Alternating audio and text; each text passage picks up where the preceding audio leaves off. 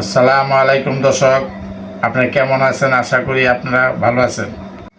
আপনাদের মাঝে এখন একটা নতুন রেসিপি নিয়ে হাজির হয়েছি। রেসিপিটির নাম হলো ললিপপ পাকোড়া।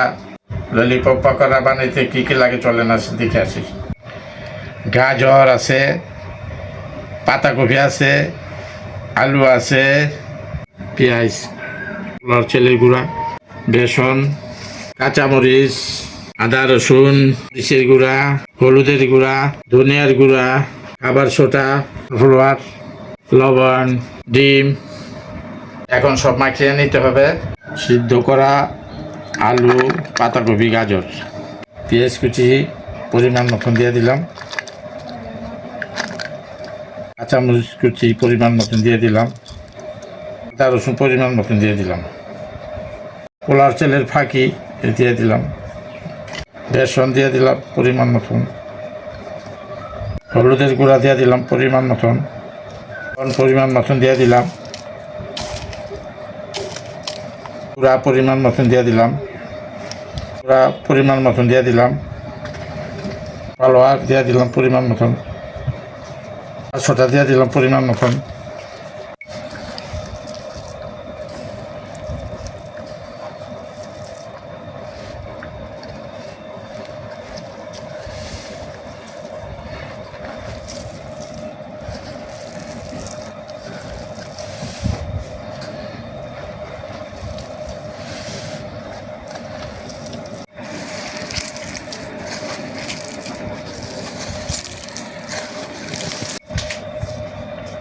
গোল করে শিকের মধ্যে ঢুকানো হবে।